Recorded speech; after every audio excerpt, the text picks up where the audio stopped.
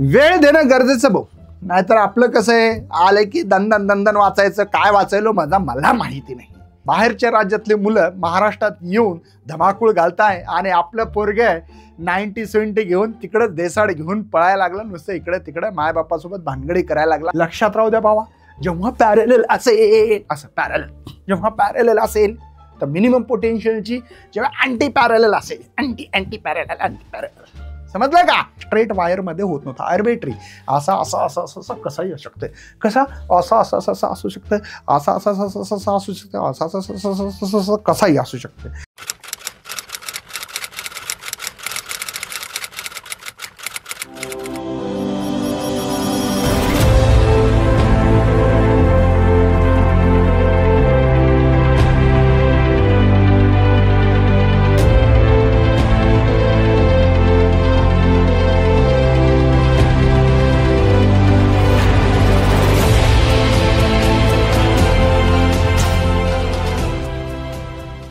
Hello विद्यार्थी मित्रांनो, मी सगळ्यांचं स्वागत करत आहे आपल्या मुकेश सर यूट्यूब चॅनलवर. महत्त्वाचं हे आहे की हा जो चॅप्टर आहे खरंच डिटेलमध्ये टेक्स्टबुक घेऊन जर तुम्ही बसाल तर तुम्हाला खरं ज्ञान, खरं नॉलेज, खरं कॉन्सेप्ट तुम्हाला गेन करता येऊ शकतात. पण वेळ देणं गरजेचं भाऊ, नाहीतर आपलं कसं आहे, आलं की दंदन दंदन वाचायचं, काय वाचायलो माझा मला माहिती नाही. यासले काही धंदे करायचे नाही. ज्या विद्यार्थ्यांना MSTCT करायची असेल तर आपलं PGMN ॲप आहे, टॉपर्स प्रो बॅच चालू आहे, खूप धमाका चालू आहे बाबा. पटकन या, MSTCTची तयारी करा, महाराष्ट्रातल्या चांगल्या कॉलेजमध्ये पोहोचा. कारण की तुम्हाला माहिती असेल, बाहेरच्या राज्यातले मुलं महाराष्ट्रात येऊन धमाकूळ घालताय आणि आपलं पोरगे 90-70 घेऊन तिकडे देसाड घेऊन पळायला लागलं, नुसतं इकडे तिकडे मायबापासोबत भानगडी करायला लागला. भावा शिक, जरासं काहीतरी कर, जरासं गावाचं नाव पण कर, समजलं का? इकडे तिकडे करू नका, मस्त अभ्यास करा, ठीक आहे ना? चला, आज आपल्याला काय बघायचंय? आता तुम्हाला वाटते नाही मुकेश सर लेच बाबा ज्ञान देत राहतात. नाही बाबा, खरी गोष्ट आहे. गावाकडे गेल्यानंतर मी बघितलं, गावाकडे इतके पूर आलेले आहेत, खूप ठिकाणी पूर आले, ठीक आहे. आणि पूर आल्यानंतर त्या नदीच्या काठची जी जमीन आहे ती अक्षरशः काही ठिकाणी खरडून गेली, सगळं पीक वाया गेलं, मायबापाला खायचे वांदे आहेत. आणि आपला बंद्या मस्त लगे गडी जातो, बस 90-70 मारतात, 12वीची पोरं मारायला लागले. गावाकडे दिशा बघून बाबा असे शहारे यायला लागले. खरं सांगतो, तो थोडासा विचार करा. अच्छे मौके किस्मत वाले को जरूर मिलते हैं, लेकिन कामयाबी किस्मत से नहीं, वो मेहनत से मिलती है. म्हणजे मला सांगायचं, तुम्हाला मोका भेटला 12वी शिकायला, शिका, पण तुम्हाला तुमचं यश हे तुम्हाला मेहनत मागणार आहे, तर मेहनत करण्याची वेळ योग्य आहे ते करा. चला, मॅग्नेटिक डायपोल मोमेंट आपल्याला शिकायचंय. आता तुम्हाला आठवत असेल, मी एक टॉर्क काढलं आणि टॉर्क मध्ये असं लिहिलं मी म्यू बी साइन थीटा. पण म्यूच्या जागी काय होतं माहिती आहे का तुम्हाला? काय माहिती होतं? NIA माहिती आहे. तर हाच फॉर्म्युला आपण असं लिहिला असेल, NIAB साइन थीटा. आठवतं का बाबा? लक्षात येतं. म्हणजे या ठिकाणी write the expression for torque acting the rotating current coil term magnetic dipole moment. म्हणजे म्यू सांगायचं. म्यू म्हणजे काय मग? Mu is equal to NIA असतं. N म्हणजे काय बरं? Numbers of term. काय आहेत? नंबर्स ऑफ टर्न्स आहेत, बराबर आहे. काय करंट फ्लोइंग थ्रू द, है ना, करंट आहे तो, कॅरिंग करंट म्हणू शकता किंवा. आणि हे काय? एरिया ऑफ द कॉइल आहे, एरिया ऑफ कॉइल आहे, ठीक आहे. आपल्याकडे खरा फॉर्म्युला काय बरं? Torque is equal to mu B sine theta, ठीक आहे. म्यू तुम्हाला माहिती नसेल तर मॅग्नेटिक डायपोल मोमेंट, हा जो दिसते तुम्हाला म्यू आहे, म्यू, यालाच म्यू म्हणलं, ठीक आहे. आता मला सांगा, जर तुम्ही या ठिकाणी साइन जर काढलं तर काय होईल? क्रॉस प्रोडक्ट होईल बघा, म्यू क्रॉस बी होईल. साइन कॉस असेल तर काय केलं असतं? डॉट केलं असतं. हा तुम्हाला भेटला फॉर्म्युला म्यूचा. Torque is equal to mu cross B. पण तुम्ही 11th मध्ये हाच फॉर्म्युला हा मॅग्नेटिक मध्ये आहे आणि इलेक्ट्रिक मध्ये काय असतं, मी अनालॉजी लिहून देतो बघा. इथे म्यूच्या जागी तुम्हाला पी वापरतात. हा म्यू काय आहे बरं? म्यू काय आहे? Magnetic dipole moment. हा इलेक्ट्रिक डायपोल मोमेंट, इलेक्ट्रिकचा डायपोल मोमेंटचा सिम्बॉल आहे. इलेक्ट्रोस्टॅटिक चॅप्टर तुम्ही निश्चित बघा, त्याच्यात मी तुम्हाला दिलेला आहे. ठीक आहे. नंतर काय? बी म्हणजे इलेक्ट्रिक फील्ड आणि मॅग्नेटिक फील्ड, सॉरी, इन म्हणजे इलेक्ट्रिक फील्ड. याला जर असं लिहायचं इलेक्ट्रिक फील्ड मध्ये कसं लिहिणार बरं तुम्ही? तर पी क्रॉस ई लिहिणार. पी क्रॉस ई लिहिणार आहे बाबा. पी क्रॉस ई लिहिणार आहे. पी क्रॉस ई लिहिणार आहे. लक्षात आलं? P cross E. P cross E. Right आहे. सेम टू सेम फॉर्म्युला आहे. Same to same formula. लक्षात आलं? तुम्हाला इथे म्यूची डेफिनेशन सुद्धा बनवू शकता तुम्ही. खरं पाहिलं तर NIA आहे. तुम्हाला एकच जर टर्न असता N = 1 असतात तर तुम्ही IA लिहिलं असेल. Product of current and area म्हणजेच मॅग्नेटिक डायपोल मोमेंट आहे. समजलं? चला, आपल्याकडे एक छोटासा एक फॉर्म्युला आहे, त्याच्यावर एक आपल्याला गणित दिलं मस्तपैकी रपचिक, त्याला सॉल्व करू आणि समोर चालल्या जाऊ. ठीक आहे. त्या पुस्तकात जे लाईन दिले ना त्या ठिकाणी ते ॲक्च्युली खालच्या क्वेश्चन्स आहेत, ते वर दिल्या गेल्या, तर चुकून दिल्या. बघा, जेव्हाही असा प्रश्न येतो, तुम्हाला एक दुसरी गोष्ट सांगायची, ती लक्षात ठेवावा. जे सॉल्व न्यूमेरिकल आहे जास्तीत जास्त करा, कारण की तेच पेपरमध्ये मॅक्स टू मॅक्स येतात. म्हणजे 50% न्यूमेरिकल तर सॉल्व म्हणजे कळालं का? सोडून दिलेले गणित, एक्सरसाइजचे नाही आतमध्ये. हे 10.4 10.5 असं दिलं असेल तर ते करा. ते जास्तीत जास्त येतात. तुम्ही कोणताही क्वेश्चन पेपर घ्या आणि तुमचे न्यूमेरिकल बघा, 50%च्या जवळपास न्यूमेरिकल हे सॉल्व केलेले असतात, म्हणजे केलेलेच असतात. बघा, एक सर्क्युलर कॉइल, एक conducting wire has numbers of turn जे आहेत ते 500 टर्न्स आहेत. ठीक आहे. एरिया जो दिलेला आहे 1.26 × 10⁻⁴ मीटर्स स्क्वेअर आहे. Enclose by coil. करंट दिलेला आहे. करंट दिलेला आहे 100 मायक्रो अँपियर. आता 100 म्हणजे 10⁻², मायक्रो म्हणजे -6 आहे बाबा अँपियर. ठीक आहे. म्हणजे करंट भेटला मला 10⁻⁻⁴ अँपियर. ठीक आहे. Through the coil. Calculate the magnetic moment, मतलब मला म्यू काढायचं आहे. तर म्यू = NIA. ठीक आहे. तर म्यू नंबर्स ऑफ टर्न दिलेले 500ला 5 × 10⁻² लिहू शकतो मी, है ना? लिहू शकतो ना याला. करंट किती दिला बघा, 1.26 × 10⁻⁻⁴.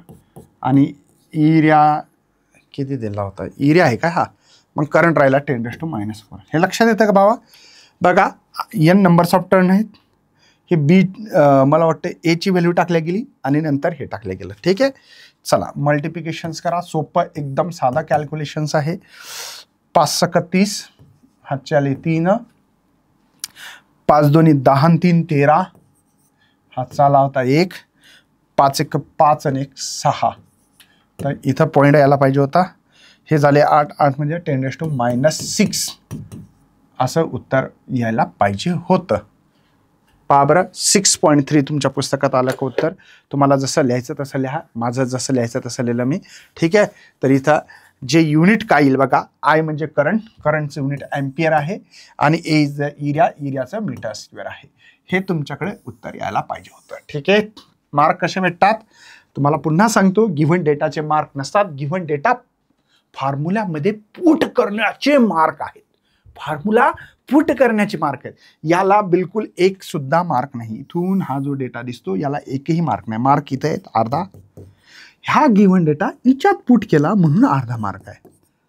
काही लोक म्हणतात गिव्हन डेटा लिहिणारा मार्क आहेत का? नाही, गिव्हन डेटा पुटअप केला, हा गिव्हन डेटा पुटअप केला त्याला अर्धा मार्क आहे. Answer with proper unit 1 mark. असे 2 मार्कासाठी प्रश्न आहेत. 2 मार्कासाठी प्रश्न आहे. मला अपेक्षा आहे की तुम्हाला सगळ्यांना कळालं असेल. समजतात? ओके. चला, next, magnetic potential energy of dipole. 2022 मध्ये प्रश्न आला बघा. State the formula of magnetic potential energy of dipole, hence the obtain the minimum maximum magnetic potential energy. बघा, राईट द शॉर्ट नोट्स काढायची मॅग्नेटिक पोटेन्शियल एनर्जी डायपोल. पहिल्यांदा, जर 11वी तुम्ही असा काही किंवा 12वीतल्या इलेक्ट्रोस्टॅटिक्समध्ये जर फॉर्म्युला शिकला असेल तर मी आठवण करून देतो की पोटेन्शियल एनर्जीचा formula P vector dot E vector इथं मायनस साईन होती. असं मी ही पोटेन्शियल एनर्जी तुम्हाला लिहून दिलेली आहे. इलेक्ट्रिक पोटेन्शियल एनर्जी जे काही इलेक्ट्रोस्टॅटिक नावाचा चॅप्टर आहे तिथे शिकवलेलं आहे. आता याची अॅनालॉग लिहायची, बाकी दुसरं काहीही लिहायचं नाही. हे एनर्जीचा फॉर्म्युला पाठ नसेल तर पाठ करा, माझी इच्छा आहे. डॉट प्रोडक्ट आहे. तसंच इथे पण यूला यू लिहू आपण. पीच्या जागी आत्ताच काय लिहिलं सांगा बरं. पी म्यूच्या जागी पी लिहित होतो आपण आणि बीच्या जागी आपण ई लिहित होतो. असंच लिहिलेलं आहे. आता बघा पीच्या जागी काय लिहू बरं मी. पीच्या जागी म्यू. म्यू लिहिलं. म्यू व्हेक्टर डॉट आहे म्हणून डॉट लिहिलं बघा. आणि बी ईच्या जागी बी लिहायचं. समजलं का. मायनस म्हणून मायनस. ही झाली पोटेन्शियल इनचा फॉर्म्युला अनालॉगीवरून. अनालॉगी म्हणजे इथे हे टर्म वापरतात तर इथे हे वापरतात. म्हणजे इलेक्ट्रोस्टॅटिकमध्ये इलेक्ट्रिक डायपोल मोमेंटला पी वापरतात, इलेक्ट्रिक डायपोल मोमेंटला पी आणि मॅग्नेटिक डायपोल मोमेंटला म्यू वापरतात. इलेक्ट्रिक फील्डला ई, मॅग्नेटिक फील्डला बी वापरतात. फक्त एवढा फरक आहे. चला मी तुम्हाला एकदा वाचून दाखवतो काय लिहायचं बघा. मॅग्नेटिक डायपोल हे फ्रीली सस्पेंड केला मॅग्नेटिक फील्डमध्ये. म्हणजे ही मॅग्नेटिक फील्ड एक दोरी बांधली आणि त्याला सस्पेंड केला असं धरलं मी. काय होईल बरं. पजेसेस त्याच्याकडे पोटेन्शियल एनर्जी असेल because orientation of the field. तर फील्ड असल्यामुळे तो काय होईल माहिती आहे ना, ऑक्सिलेट करेल आणि त्यामुळे त्या ठिकाणी तुमच्याकडे काहीतरी एनर्जी त्याच्यामध्ये स्टोअर होईल. बघा इलेक्ट्रिक पोटेन्शियल एनर्जी जर ती इलेक्ट्रिक डायपोल असेल, डायपोल बदला पॉझिटिव्ह निगेटिव्ह चार्ज पाहिजे. Account the orientation electric field. जर एखादा इलेक्ट्रिक डायपोल इलेक्ट्रिक फील्डमध्ये जर ठेवला असता तर त्याच्याकडली जी काही पोटेन्शियल एनर्जी आहे इलेक्ट्रिक डायपोलमुळे ती असणार आहे P into e minus P dot E vector. कळालं का. म्हणून इथं आपण हा फॉर्म्युला लिहिला. पण अनालॉगीच्या हिशोबाने जर dipole magnetic potential energy of magnetic dipole mu असेल तर मॅग्नेटिक फील्ड बी असेल तर पोटेन्शियल एनर्जीच्याकडे म्यू डॉट बी येईल. म्यू डॉट बी जसं पी डॉट ई येईल तसं म्यू डॉट बी. मायनस साईन तर आहेच फिक्स. आता ह्या लाईन कशासाठी आहेत समजून घेऊ. म्यू म्हणजे इलेक्ट्रिक डायपोल म्हणूनचं डायरेक्शन वरी आहे अपवर्ड आणि मॅग्नेटिक फील्ड पण अपवर्ड आहे. याचा अर्थ केस नंबर 1 लिहू शकतो मी. लक्षात घ्या या ठिकाणी याच फॉर्म्युल्याला मी असं पण लिहू शकतो बघा. Therefore mu U is equal to minus mu B cos theta. Mu B cos theta. Mu B cos theta. Mu B cos theta right आहे. म्यू बी कॉस थीटा लिहू शकतो. थीटा हा अँगल कोणामधला आहे म्यू आणि बी मधला आहे. Mu म्हणजे magnetic dipole moment आहे, बी म्हणजे मॅग्नेटिक फील्ड आहे, ते लिहिलेलं मी. बरं आता केस नंबर 1 पहिली ही जे केस दिसते ही थीटा किती आहे बरं इथं 0 आणि कॉस 0 किती असतो 1 असतो. तर या इक्वेशन मध्ये जर 1 व्हॅल्यू ठेवली तर मायनस म्यू बी भेटते. कॉस थीटा हा कॉस थीटा 1 आहे म्हणजे इथं पोटेन्शियल एनर्जी मायनस मध्ये भेटते म्हणजे मिनिमम पोटेन्शियल एनर्जी असं म्हणता येईल. मिनिमम पोटेन्शियल एनर्जी राईट आहे. समजतं. मिनिमम पोटेन्शियल एनर्जी आहे म्हणजे electric magnetic dipole moment and magnetic field is parallel. कसं असेल तर पॅरलल असेल. कशामुळे हे दोघं पॅरलल आहेत आणि सेम डायरेक्शन असेल तर या ठिकाणी तुम्हाला मिनिमम पोटेन्शियल एनर्जी भेटते. केस नंबर 2 पलीकडली डायग्राम बघा एकदा. केस 2 बघा. इथे काय आहे जर ही जर थीटा पाहिलं तर 180 आहे राईट आहे आणि हा जो आहे कॉस 180 जे आहे ते -1 असते. माहिती आहे तुम्हाला भावा -1 असते. कशामुळे घेतलं अँटी पॅरलल आहे बघा. पॅरलल तर पण अँटी पॅरलल म्हणजे एक खाली एक वरी बघा अँटी पॅरलल. तर या ठिकाणी आपल्याकडे मायनस म्यू बी इथे जे कॉस 180 -1 ठेवतो आणि -1 ला आपण इथं काय होईल प्लस होईल म्यू बी. समजतं का. लक्षात येतात. इथं प्लस आलं तर इथं इथं मायनस आलं इथं प्लस आलं. प्लस आल्यामुळे काय म्हणता येईल मला मॅक्झिमम म्हणावं लागेल. Maximum potential energy. Maximum potential energy लक्षात येतं. हे मॅक्झिमम मॅग्नेटिक पोटेन्शियल एनर्जी जी आहे ती मॅक्झिमम भेटली अँटी पॅरेललला. हा प्रश्न पूर्ण कव्हर करून दिलाय मी इथे. लक्षात राहू द्या बाबा, जेव्हा पॅरेलल असेल असं जेव्हा पॅरेलल असेल तर मिनिमम पोटेन्शियलची, जेव्हा अँटी पॅरेलल असेल अँटी पॅरेलल समजलं का, तेव्हा तुम्हाला बावड्या मॅक्झिमम पोटेन्शियलची डायपोल, इलेक्ट्रिक डायपोल जसा तसा magnetic dipole, magnetic field opposite दिशाने, मॅक्झिमम दोघांचे सेम, तर काय आलं मिनिमम आलं. लक्षात राहू द्या हे गोष्ट. ठीक आहे, चला समोर जाऊया. आता खूप चांगला एक प्रकारचा क्वेश्चन बघायचा जो की आपल्याला महत्वाचा 2024ला मार्च 2022ला आलेला आहे. कॅल्क्युलेट द काढायचं value of magnetic field at distance 3 centimetre from very long straight wire carrying the current, असा न्यूमेरिकल आलता. आणि एक्सप्लेन द बॉइंट सर्वंट लॉ. आता आपल्याला बॉइंट सर्वंट लॉ काढायचा आहे. खूप सोपा आहे, समजून घ्या. काय करायचं, एक आर्बिट्री वायर घ्यायचा, असा एक वायर घेतला, कसा घ्या तुम्हाला जसा घ्यायचा तसा घ्या. ठीक आहे, पुस्तकात दिला म्हणून असा घेतो. याच्यातून करंट आय फ्लो होतोय सर. याच्यातला एक स्मॉल एलिमेंट घेतला, इथला तुकडा घेऊ आपण, स्मॉल एलिमेंट म्हणजे छोटासा तुकडा घ्यायचा, त्या तुकड्याला डीएल म्हणायचं. कारण की कधी लक्षात घ्या, फिजिक्स शिकत असताना छोट्या छोट्या तुकड्याचे अभ्यास केला जातो आणि नंतर त्याला इंटिग्रेशन ठेवून एकत्र केला जातं. मग मला पी या पोझिशनवर किती मॅग्नेटिक फील्ड आहेत हे काढण्यासाठी एक लॉ तयार करण्यात आला. त्या लॉचं नाव आहे बॉइंट सर्वंट लॉ. सर्वट लॉ काय, बॉइंट सर्वट लॉ. कशासाठी, एखाद्या कंडक्टरमधून जर करंट फ्लो होत असेल आणि विशिष्ट अंतरावर, त्या वायरच्या विशिष्ट एखाद्या अंतरावर, डिस्टन्सवर आपल्याला मॅग्नेटिक फील्ड काढायची असेल, तिच्यासाठी बॉइंट सर्वंट लॉ इस्तेमाल केला गेला, यूज केला गेला भावा. समजतात. मग मी एक छोटंसं अंतर घेतलं इथून, त्या अंतराला आपण काय म्हणलं रे बाबा, काय म्हणलंय, आर अंतर आहे. आणि छोटीशी मॅग्नेटिक फील्ड असेल, कारण छोटासा तुकड्यामुळे छोटीशी मॅग्नेटिक फील्ड. काय आलं मग याचा, जसं आपण यलला तुम्हाला आठवत असेल, जेव्हा एखादा कंडक्टर, बघा आतापर्यंत आपण मॅग्नेटिक फील्ड मध्ये कंडक्टर ठेवला, आता करंट फ्लो झाल्यामुळे मॅग्नेटिक फील्ड एखाद्या पॉइंटवर किती असेल हे काढणार आहे. याच्या आधी काय केलं, एक चार्ज घेतला, मॅग्नेटिक फील्ड मध्ये टाकला, तो मोशन करत होता, मॅग्नेटिक फोर्स आपण काढत होतो. आठवत असेल ना, magnetic force, right hand rule, Fleming right hand rule कळत असेल ना. नंतर आपण एक कंडक्टर मॅग्नेटिक फील्ड मध्ये ठेवला, तर त्याच्यामुळे magnetic force IBL sine theta आला होता. कदाचित तुमच्या हे सगळं डोक्यात येत असावं अशी अपेक्षा व्यक्त करतो भावड्या मी. ठीक आहे, आता काय करणार आहे, आता मी एक कंडक्टर घेणार आणि त्या कंडक्टरमुळे काय, करंट फ्लो झाल्यामुळे एखाद्या विशिष्ट पॉइंट पी पोझिशनला किती मॅग्नेटिक फील्ड हे काढायचंय. मग याचा डीएल एक फॅक्टरस फॉर्म आहे आणि म्हणून मी त्या ठिकाणी असल्या प्रकारचा हा डीएल घेतो. इथे लक्षात येतं, या दोघांमध्ये अँगल थिटा असेल.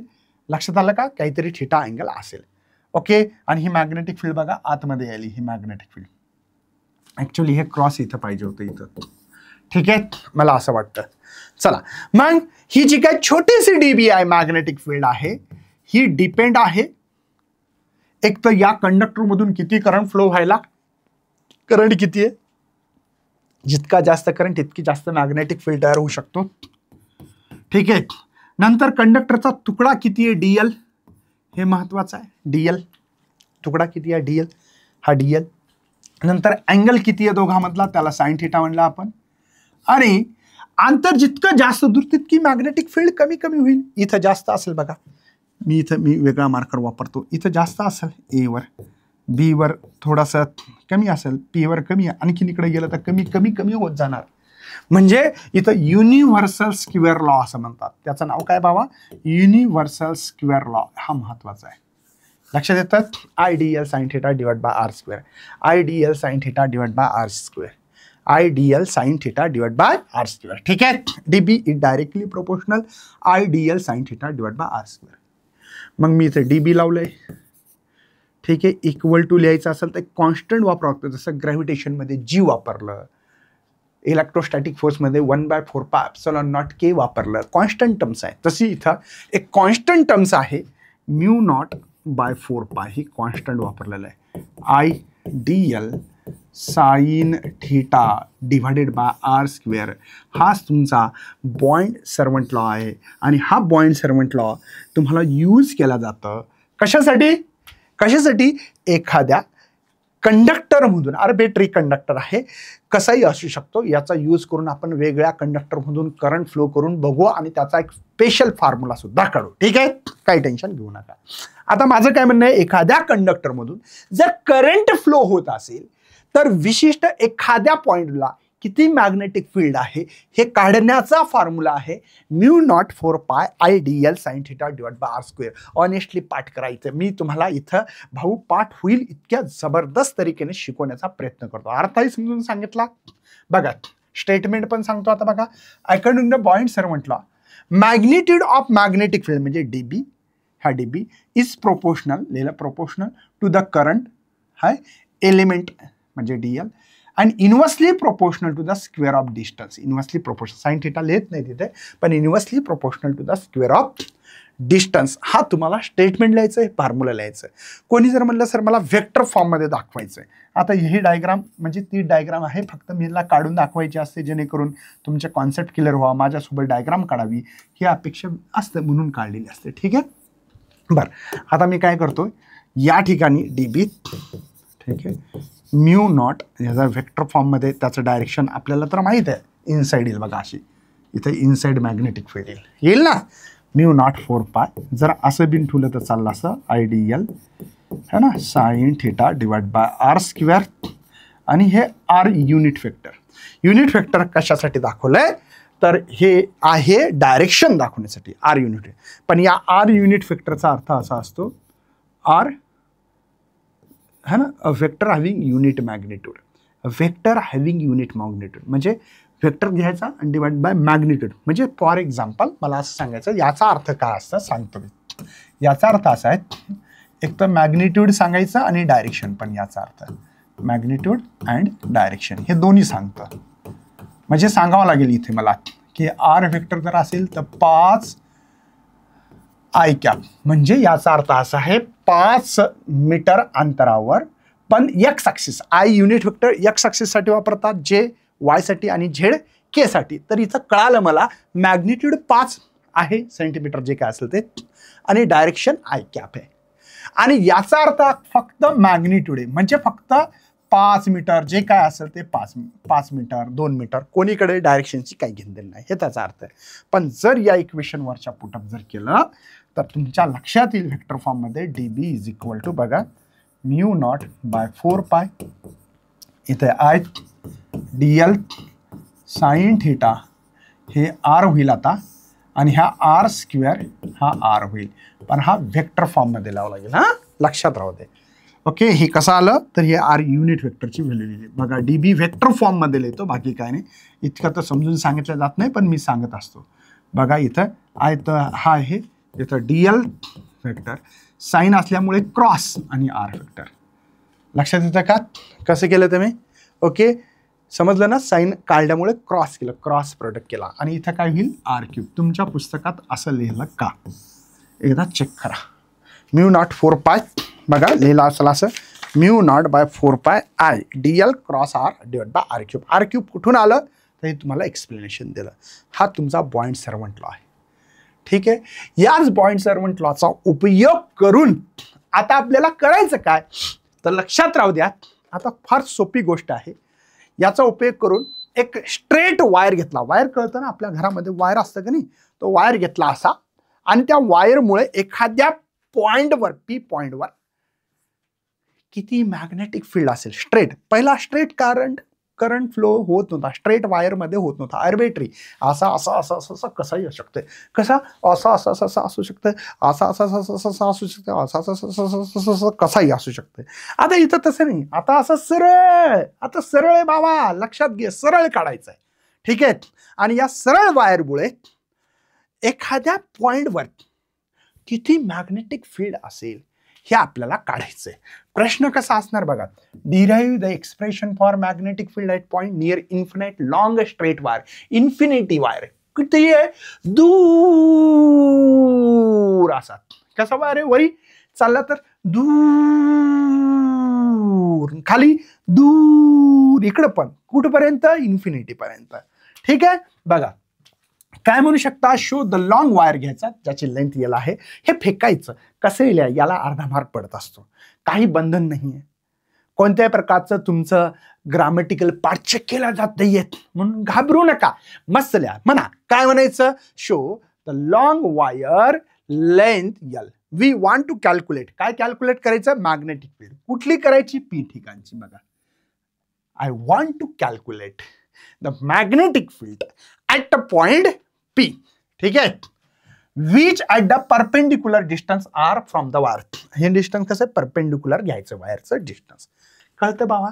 फार काही असे कठीण भाषा बोलत नसतो बरं मी. नेक्स्ट बघ भाऊ, let us consider the current length element. आपल्याला छोटासा एक एलिमेंट घ्यायचा जो की इथं घेतला, डीएल नावाचा घेतला का? Okay, the wire. Let I काय होतंय? Current flowing through the wire and distance R from the point P.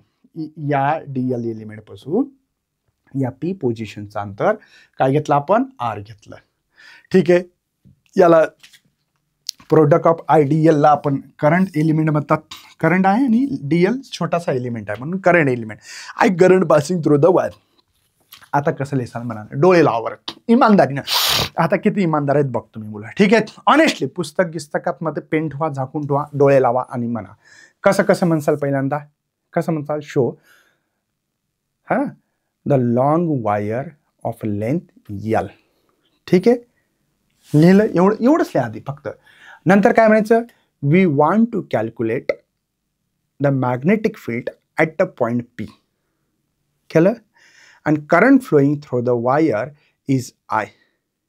ठीक आहे, the small element of D L current है ना, प्रोडक्ट का तुम्ही I D L is the current element. I is the current flowing through the wire and distance of R. Small R आहे का? तुम्ही small R घेतला capital, ते लिहून टाका. म्हणा लिहा, तुम्हाला जसं वाटलं तसं लिहा, काही घेऊ नका टेन्शन. तुम्हाला जसं वाटलं तसं लिहा. चला आता मला याचं कॅल्क्युलेशन्स करायचं, तर आधी मी मस्त रफचिक एक डायग्राम तयार करतो. बघा काय केलेले, एक वायर घ्यायचा. आता इथं वायर तर तसा डबल वायर घ्यायची गरज पण नव्हती, त्यांनी घेतला म्हणून मी घेतो. ठीक आहे, ओके. आपल्याला इथला स्मॉल एलिमेंट घेतला डी एल नावाचा, राईट आहे. ओके, माझा पी कुठे पॉईंट? इथं आहे. पी पॉईंट इथे आहे. त्या पी पॉईंटचं अंतर किती घेतलं बरं? स्मॉल आर घेतलं. इथलं अंतर किती असेल? कॅपिटल आर घेतलं का? याच्यातून करंट किती फ्लो होतो? आय नावाचा. हा करंट फ्लो होतो आय नावाचा घेतला. आपला अँगल कोणता आहे? हा अँगल आहे थीटा. आता ही जर अशी लाईन असेल तर हा थीटा आहे, तर हा काय होईल? 180 मायनस थीटा. कळतं का? हा अँगल काय होईल बरं? 180 मायनस थीटा. का बरं? कळालं ना? एका स्ट्रेट लाईनवर असेल तर 180 अँगल असतो, तर थीटा गेला. बरं, समजलं सगळ्यांना? काय टेन्शन आहे? मला इथं कोणता लॉ यूज करायचा? बॉइंड सर्वंट लॉ है ना. का बरं? त्याचा आधार घेऊनच आपल्याला काढायचं आहे. आणि इथली मॅग्नेटिक फील्ड कशी असेल? आता असेल, ही पण मला माहिती आहे. ठीक आहे, या पी या ठिकाणी. चला मग बॉइंड सर्वंट लॉसाठी मला काय फॉर्म्युला वापरेल? D B is equal to सांगा म्यू नॉट, मनातल्या मनात सांगा mu not 4 pi I D L sine theta. हे कळतं ना? Divided by R square. काही टेन्शन नसावं अशी अपेक्षा व्यक्त करतो आणि समोर जातोय. ठीक आहे, बरं. आता इथून समजा आपण एक्स ॲक्सिस घेतो, अशी इथं वाय ॲक्सिस घेतो. इथं 0 असतं, इथं 1 2 3 असं इन्फिनिटी. -1 -2 -3 खाली मायनस असतात. म्हणजे इथून 0 सुरुवात होईल तर इन्फिनिटीपर्यंत वायर, 0 पासून ते इन्फिनिटी. बरं तसंच खाली पण तीच प्रोसेस होईल. खाली पण इन्फिनिटी वायर आहे, मग 0 1 2 3 मायनस असणार आहे. म्हणजे वरचं आणि खालचं या दोघांमुळे पी पोझिशनला मॅग्नेटिक फील्ड आपल्याला इथं काढायची. एवढं तुमच्या आधी डोक्यात असणं गरजेचं आहे. मी हे मिटवतो सगळं. बिनाकामाच्या गोष्टी आहेत ह्या समजून सांगण्यासाठी असतात. त्यामुळं घाबरू नको, मी तुझ्या पाठीशी आहे. ठीक आहे, चला बघू आता आपल्याला काय करायचंय? काढायचंय मॅग्नेटिक फील्ड. डी बी काढायचं आहे, लक्षात राहू दे. तर या ठिकाणी बी म्हणजे टोटल मॅग्नेटिक फील्ड त्या पी पोझिशनवर किती आहे? तर आपलं ठरलंय की 2 टाइम्स लिहायचं आणि इंटिग्रेशन ऑफ डी बी लिहायचं. है ना, छोट्या छोट्या या डी एलमुळे डीबी, पुन्हा D L D L D L D L, इकडे पण D L D L D L D L इंटिग्रेशनमध्ये ॲड होणार आहेत. म्हणून 0 पासून ते इन्फिनिटी. सर इथं 2 टाइम्स का लिहिल्यात, या D L D L D एलमुळे इथे आणि खालच्या डी एल डी एलमुळे इथे, म्हणजे दोन्हीकडे पण आहे. लक्षात येतं. मग आता आपल्याला बी इज इक्वल टू हे 2 इंटिग्रेशन 0 टू इन्फिनिटी. डी बीची व्हॅल्यू आहे माझ्याकडे बॉइंट सर्वंटला mu not by 4 pi I D L sine theta divide by R square. लक्षात येतं. बरं, आता मला थीटा कोणता घ्यायचा, खरं पाहिलं तर हा खालचा थीटा घ्यायला पाहिजे होता, हा ना, तो थीटा आहे आपला. हा थीटा म्हणजे तो वरचा थीटा घेऊ नका. तर बघा माझ्याकडे साइन थीटा जर घेतला, साइन थीटा म्हणजे कळालं तुम्हाला, तिथला साइन थीटा म्हणजे मी लिहून देतो 180 मायनस थीटा आहे.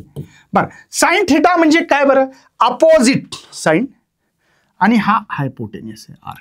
तर अपोजिट काय आहे आर, हायपोटेनियस काय आहे स्मॉल आर. हे कळतं का, स्मॉल आर. त्याला आर वेक्टर लिहिलं का, मी नाही लिहिलं तरी चालतंय, नाही जात वाटते, ठीक आहे. चला, ते नाही आर वेक्टर, ठीक आहे, समजलं असेल अशी अपेक्षा व्यक्त करतो. चला, आता आपल्याला हा स्मॉल आर आहे तरी काय, तर ही लेंथ आहे, ही कोण आहे, लेंथ आहे. हे हायपोटेनिस, ह्या ॲडजस्टंट साईड, हा ना, ही म्हणजे बरोबर आहे हायपोटेनिस, बेस इंटू हाईट. तर पायथागोरस थेरम इस्तेमाल करू शकतो. आर स्क्वेअर बघा, इथं लेंथचा स्क्वेअर आणि बेसचा स्क्वेअर, काय टेन्शन आहे. म्हणजे ह्या साइन थीटाला मला असं पण लिहिता येईल सर, साइन थीटा म्हणजे कळालं ना 180 मायनस थीटा आर, आणि याचं जर देअरफॉर जर असं जर केलं असं तर L square plus R square. बघा रूटमध्ये L square plus R square. लक्षात येतं. आणि या ठिकाणी म्हणून मी इथं पुटअप करू शकतो. कळालं, साइन थीटा म्हणजे. ओके, चला आता आपल्याला वरचं काय काय बाहेर काढता येतं काढा परत. B is equal to mu naught, बघा ह्या 2 आहे, हा म्यू नॉट करंट पण बाहेर काढता येईल, हां सर, डिवायडेड बाय 4 पाय इंटिग्रेशन 0 टू इन्फिनिटी आहे. लक्षात राहू द्या. या ठिकाणी मला वाटतं आता फक्त डी एल राहिलं, साइन थीटा राहिलं आणि आर स्क्वेअर राहिला. काही टेन्शन नसावं अशी अपेक्षा व्यक्त करतो आणि समोर जातोय. 2 2 जा म्हणजे बी इज इक्वल टू इथे म्यू नॉट, ठीक आहे ना, म्यू नॉट हा आय झाला आणि हा झाला 2 पाय, बराबर आहे, काही टेन्शन तर नाही आहे. डी एलला डी एल ठेवा सर, सगळ्यांच्या व्हॅल्यू ठेवा. साइन थीटाची व्हॅल्यू आपल्याकडे आहे बघा 0 टू इन्फिनिटी आहे, नीट लक्षात घ्या. डी एलला डी एल ठेवायचे सर. साइन थीटाची व्हॅल्यू जी होती माझ्याकडे ती आहे आर डिवायडेड बाय साइन थीटाची व्हॅल्यू आहे फक्त ही root of L square plus R square. याला एक ब्रॅकेट करतो जाणूनपूर्वक, कळालं का. साइन थीटाची व्हॅल्यू. आता आर स्क्वेअरची व्हॅल्यू ही आहे, लक्षात राहू द्या. आर स्क्वेअरची व्हॅल्यू, आर स्क्वेअरची व्हॅल्यू माझ्याकडे L square plus R square. काय टेन्शन तर नाही भावा, कळतं, कळालं का सगळ्यांना. चला मग बी इज इक्वल टू नीट लक्षात घ्या mu naught I divided by 2 पाय, हा आर इकडे घेतो, इंटिग्रेशन 0 टू इन्फिनिटी आहे, 0 टू इन्फिनिटी आहे. राहिलं काय, हे डी एल आहे, हा डी एल आहे डिवायडेड बाय बघा हा जो आहे L square plus R square power half आहे, आणि याचं हे L square plus R square power काही नाही म्हणजे 1 आहे. मला सांगा स्क्वेअर रूटमध्ये ठेवा किंवा पॉवर हाफ ठेवा, दोघांचा अर्थ सारखाच, दोघांचा अर्थ सारखाच आहे. चला B is equal to mu naught I R divide by 2 pi, याचं इंटिग्रेशन 0 टू इन्फिनिटीला काय होतं भाऊ, माझा 0च का चालला, कळत नाही बाबा. 0 टू इन्फिनिटी, समजतं. आता बघा इथं काय होईल, डी एल इथं होईल तुमचा एल स्क्वेअर आर स्क्वेअर, इथं पॉवर काही नाही म्हणजे 1, आणि हे हाफ म्हणजे 3/2. भाऊ हा 1 पॉवर बेस सेम आहे म्हणून पॉवरची ॲडिशन 1 प्लस हाफ म्हणजे दीड कसं लिहायचा 3/2. पण याचं इंटिग्रेशन आपण करत बसणार नाही, खूप मोठं डेरिवेशन्स आहे, आपल्याला डायरेक्ट काही गोष्टी अशा लक्षात ठेवावं लागतील. इथे आहे आपल्याकडे L square plus R square plus 3/2 याचं इंटिग्रेशन 1/r स्क्वेअर आहे भाऊ, 1/r स्क्वेअर याचं इंटिग्रेशन. म्हणून इथं B is equal to mu not IR divided by 2 multiply 1/r square. Right आहे, लिहू शकता तुम्ही, काय टेन्शन नाही आहे, घेऊ शकतो समोर भाऊ मी. इथला एक R इथलं एक R कॅन्सल झाला, म्हणून इथं म्यू नॉट IR आर तर गेला सर 2πr ही मॅग्नेटिक फील्ड भेटली गेली आहे मला. एक स्ट्रेट कंडक्टर आहे, त्या स्ट्रेट कंडक्टरमुळे मला पी पोझिशनवर किती अंतर आहे, 2 मीटर 3 मीटर, पण ते परपेंडिक्युलर अंतर, हे अंतर हे भले तुम्ही हे अंतर नाही घ्यायचं, इथल्या एलिमेंटमुळे इथली मॅग्नेटिक फील्ड काढली आपण, पण आपल्याला अंतर कसं घ्यायचं, परपेंडिक्युलर अंतर आर आलं या फॉर्म्युल्यामध्ये. कॅपिटल आर हे या वायरपासून परपेंडिक्युलर इथल्या एलिमेंटमुळे घेतलं, म्हणून हे अंतर नका मोजू, तुम्हाला अंतर परपेंडिक्युलरच घ्यायचंय. तुम्हाला अंतर काय घ्यायचंय, परपेंडिक्युलरच घ्यायचंय, एक लक्षात राहू द्या. ठीक आहे, तर मला अपेक्षा आहे पूर्ण वायर, हा जो काही पूर्ण वायरमुळे हे जे काही वरी पण इन्फिनिटी खाली पण इन्फिनिटी, या पूर्ण वायरमुळे पी पोझिशनला किती मॅग्नेटिक फील्ड आहे ती या mu naught I divide by 2πr, mu not I divide by 2πr लक्षात राहू द्या. आणि जर कोणी विचारलं सर वरच्याच वायरमुळे फक्त सांगा, सेमी इन्फिनाइट है ना, जर सेमी इन्फिनाइट विचारली तर म्यू नॉट I बघा 2πr, सेमी इन्फिनाइट म्हणजे अर्धा करा, अर्धा केला, अर्ध्याने काय मल्टिप्लाय केलं, अर्धा वायर म्हणजे therefore B is equal to mu not I 2 2 जा 4πr होईल. हे फॉर सेमी असं लिहू शकता है ना, for semi infinite wire, semi infinite wire लक्षात आलं. Semi infinite wire, semi infinite वायरसाठी असणारी मॅग्नेटिक फील्ड आहे mu not I divide by 2πr, mu not I by 2πr, mu not I by 2πr, mu not I divide by 2πr, mu not I by 2πr हे पूर्ण वायरसाठी आहे, infinity वायरसाठी, आणि semi इन्फिनिटीसाठी mu not I by 2πr. मला असं वाटतं सर्वांना कळालं असेल मला, कारण की आत्मविश्वास आहे सगळेजण चांगल्यापैकी समजून घेत असावं.